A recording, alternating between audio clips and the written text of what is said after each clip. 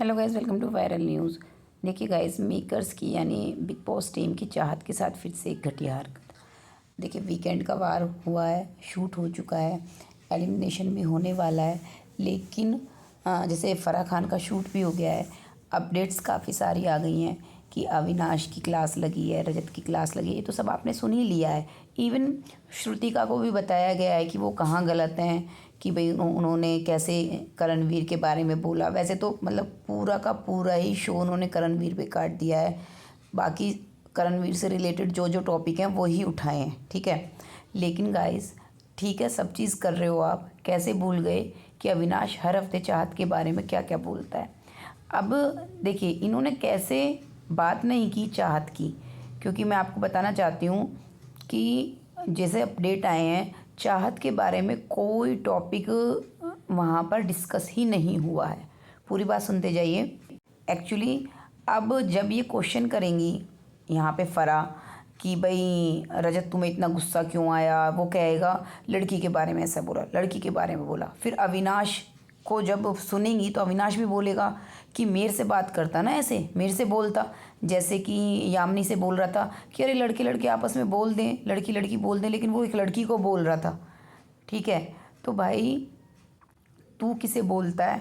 क्या एक बार भी काउंटर नहीं करवाएंगे मेकर्स, या फराह खुद काउंटर नहीं करेंगी कि तू जब चाहत को इतना गंदा बोलता है, तुम घर के सारे लड़के, जब तुम्हें नहीं लगता कि एक लड़की है, या मतलब सेलेक्टिवली तुम अपनी चॉइस के अकॉर्डिंग सही गलत डिसाइड करते हो कि भाई तुम्हें अच्छा लग रहा है क्योंकि वो तुम्हारी दोस्त है ईशा, तो तीन तीन लोग आ गए दिग्विजय से लड़ने के लिए, जबकि उसने इतना कुछ गलत बोला भी नहीं था। सारी बदतमीजियाँ ये तीनों चारों मिलकर कर रहे थे, वो तो दिख ही रहा था। सारा कैसे कर रही थी, उस पर टिशू फेंक रही थी, रजत भी बीच में बोल रहा था, विवियन भी बीच में बोल रहा था, और ईशा और अविनाश तो लगे ही पड़े थे।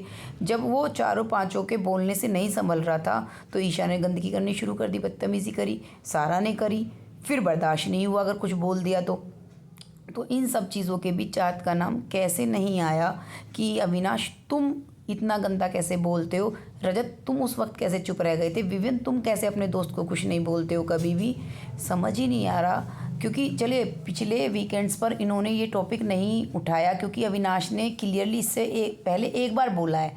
वो चीज़ जब बोली थी, जब वो पानी वानी फेंका था, फिर उसकी माँ को बुलाया तो वहाँ वो सब चीज़ें कर दी, ठीक है।